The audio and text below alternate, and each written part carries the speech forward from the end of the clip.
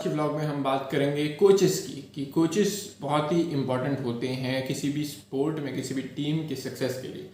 अगर आप देखें तो ऑलमोस्ट हर स्पोर्ट में एक कोच होता ही है, चाहे वो बैडमिंटन हो, चाहे वॉलीबॉल हो, चाहे वो बास्केटबॉल हो, चाहे वो फुटबॉल या क्रिकेट या आप कोई भी और जिमनास्टिक्स उठा लो, हमेशा कोच आपको जरूर मिलता है। कोई भी आप स्पोर्ट्स उठा लो, और कोच की इंपॉर्टेंस इसलिए होती है कि ये जो स्पोर्ट्स पर्सन होते हैं इनका रोज़ मन नहीं करता ट्रेनिंग करने का, ठीक है। तो कोच क्या करता है, वो मेक श्योर करता है कि आप रोज़ रेगुलरली अपना ट्रेनिंग रूटीन फॉलो कर रहे हो, ठीक है।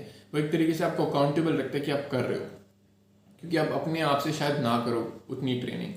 तो एक पहला रीज़न ये है कि वो आपको करवाता है ट्रेनिंग ज़बरदस्ती, अगर आपका मन नहीं होता है तो भी, ठीक है। ये बहुत इंपॉर्टेंट पॉइंट है। और दूसरा पॉइंट है कि कोच मेक श्योर करता है कि आप जब ट्रेनिंग करते हो तो आप सही तरीके से करते हो, आपकी टेक्निक सही है, ठीक है। तो ये टेक्निक सही होना बहुत इंपॉर्टेंट होता है।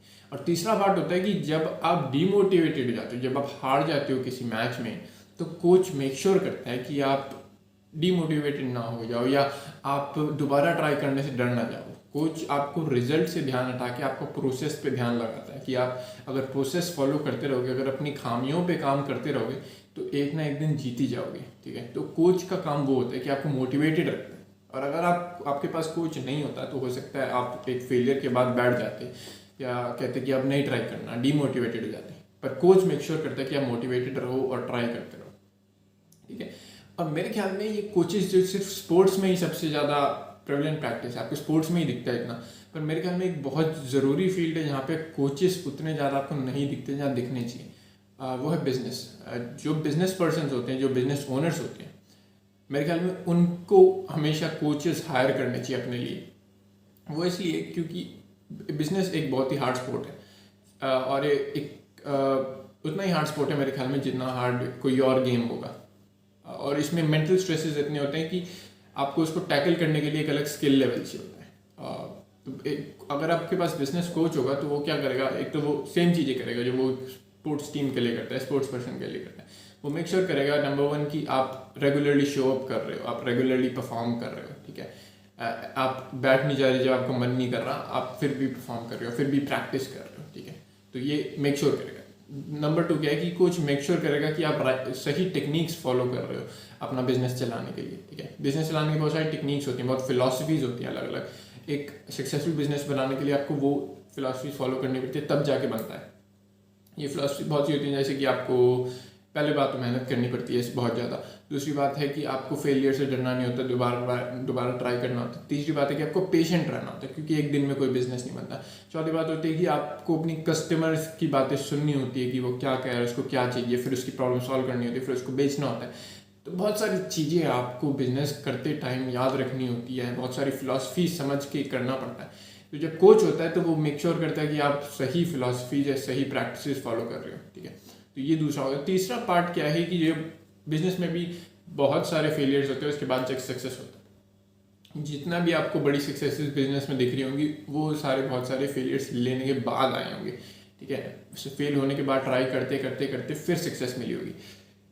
तो ये जो फेलियर्स को झेलने की जो मेंटल स्ट्रेंथ चाहिए, ये सारे फाउंडर्स के पास नहीं होती। बहुत सारे लोग बीच में गिव अप कर देते हैं। पर अगर आपके पास बिजनेस कोच होगा तो वो आपको मेक श्योर करेगा कि आप हमेशा मोटिवेटेड रहोगे, या आप फेलियर से डरोगे नहीं, या दोबारा ट्राई करते रहोगे, या फिर वो आपकी गलतियों को ऑब्जर्व करेगा, देखेगा कि क्या गलत किया, कि किस लिए फेल हो गए। जैसे एक कोच करता है, अगर कोई उसका प्लेयर मैच हार जाता है तो वो नोट्स लेता है कि किस वजह से हार गया।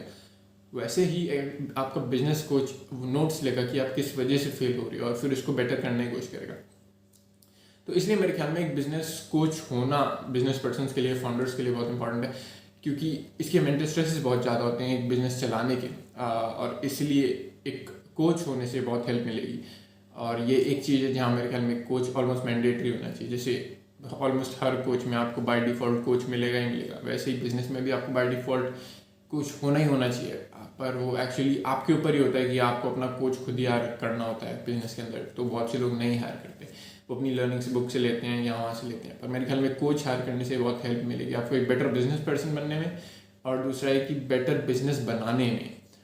तो ये मेरे को लगा, तो मैंने शेयर किया इसके बारे में व्लॉग बनाना। मेरे को लगा कि सही रहेगा, क्योंकि बहुत से लोग को ये बात समझ नहीं आती कि कोच की इंपॉर्टेंस क्या होती है। मेरे ख्याल में कोच हमेशा 50% सक्सेस का हकदार होता है। अगर कोई भी टीम सक्सेस होती है तो उसके 50% जिम्मेदारी या उसका हक जो है वो कोच के पास जाना चाहिए, क्योंकि कोच ने ही मेहनत करी, कोच ने ही उस टीम को डिसिप्लिन कराया, कोच ने ही प्रैक्टिस करवाई, कोच ने ही टेक्निक बताई, कोच ने ही गलतियाँ देखी, कोच ने ही सुधारी, वो सब कोच करता है। तो टीम का तो है ही क्रेडिट कि उन्होंने मेहनत करी, पर कोच ने सही तरीके से कराई। तो कोच की इंपॉर्टेंस बहुत ज़्यादा होती है हर फील्ड में, चाहे वो कोच ही, और बिजनेस में स्पेशली यहाँ और ज़्यादा ध्यान देना चाहिए कोचेस पे। तो यही इस ब्लॉग में मैं कहना चाहता था। Thank you so much.